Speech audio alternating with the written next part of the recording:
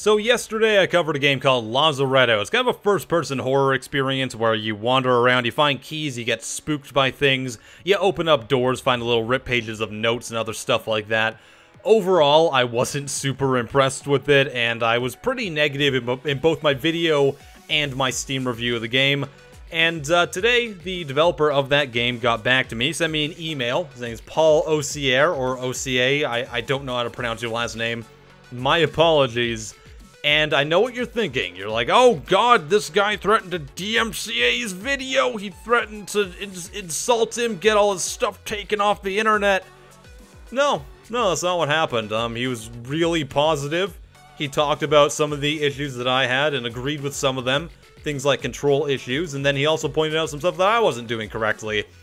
Such as not utilizing my journal, missing a very obvious clue in the game that I went back and actually did find. So, you know, I'm not perfect either. I totally get that. And I wanted to highlight that today because this is something that I want to do on my channel a lot more, because 9 out of 10 times when I talk to indie developers, it's a lot like Paul.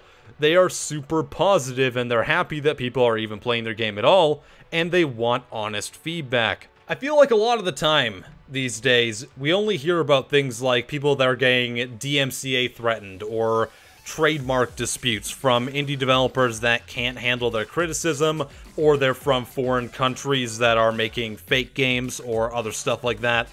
And I don't think that's healthy. I don't think the indie video game industry is going to benefit from that in any way whatsoever. So I think it's up to me. I'm going to be a superhero right now. Kind of, not really. And say that, you know what?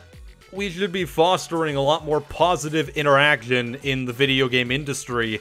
And I'm gonna start with Lazaretto and with Paul, because Paul's a good guy, and Lazaretto, while I still don't really like the game, when a developer has the time and takes the time to go and write out a very well thought out email and honestly explain their thoughts and their feelings and are positive about it, as a critic, I'm a lot more likely to go back and give your game another try, or even make a video like this, like I'm doing right now. And I think a lot of people might be saying like, oh, well, you shouldn't be allowing game developers to just be nice to you so you cover their game more, but I respectfully disagree. I think that I would much rather get emails like this with guys saying like, hey, here's some stuff that we agree with, here's some stuff we don't agree with, I hope you have a wonderful day, than getting, you know, threatened to have my video taken down. I think that's a better industry to be in, and I think that's a better attitude to kind of encourage on not just my channel, but everywhere in general. So, you know what? If developers want to send me their thought out and nice responses, by all means, I may in fact make a video and highlight you and say, you're good stuff, not like the other bad stuff that should be tucked away in a corner. So yeah, because of that, I went back and played Lazaretto a little bit more, and while I still have problems with it, and I wouldn't change my review from negative to positive, I will admit that parts of the game are not like I originally thought. Like I said, I did miss some very obvious clues in the game, was not utilizing my journal, and while I did find out that there were Unity assets being used in the game, I do have confirmation that the hospital portion of the game, which I was playing in, is one of, if not the only, area of the game where Unity assets were used, and even when he used the Unity assets, he created his own map, he didn't just port it over. Now, whether or not you think that's an acceptable way to make a video game, that's totally up to you, subjective, do whatever you want, but, you know, it did convince me to go back and give the rest of the game a bit more of a try, a bit more of a fair shot.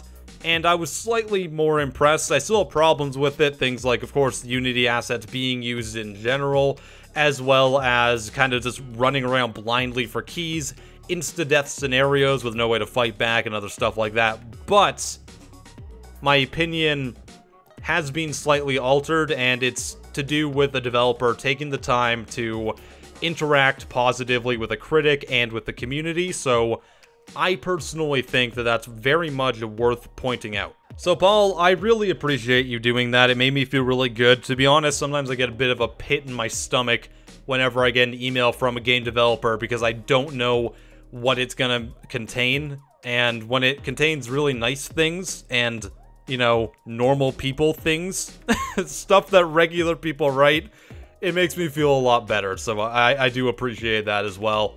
Alright, hope you guys enjoyed this video. If you want to continue the discussion, you can do so in the comments on Twitter or over on my Discord server. I would really appreciate you heading over there. I'm usually there at least once a day or so. I am PattyJack, and I'll see you next time. Have a wonderful day.